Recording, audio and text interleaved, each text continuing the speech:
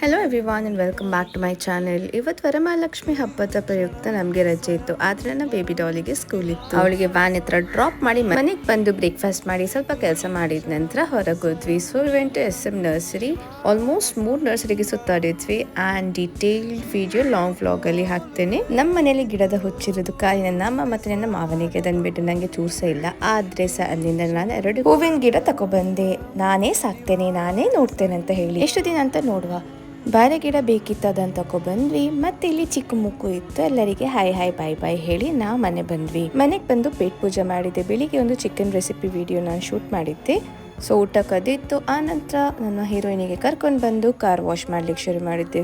ತುಂಬ ಮಣ್ಣಿತ್ತು ಒಳಗಡೆ. So vacuum ಹಾಕಿ clean ಮಾಡಿದ ನಂತರ ಕಾರ್ ವಾಶ್ ಮಾಡಿದೆ. ಎಷ್ಟೋ ಧೂಳಿತ್ತು ಎಲ್ಲ ತೆಗೆದು ಆನಂತರ ಫ್ರೆಶನ್ ಅಪ್ ಆಗಿ ನೆಕ್ಸ್ಟ್ ನಾ ಕೂತ್ಕೊಂಡೆ ಬರೀಲಿಕ್ಕೆ. ಓ ದೇವರೇ, ಇಷ್ಟು ಅಸೈನ್ಮೆಂಟ್ ನಾನು ಯಾವಾಗ ಕಂಪ್ಲೀಟ್ ಮಾಡಲಿ ಹೀಗಿತ್ತು ನನ್ನ ದಿನ.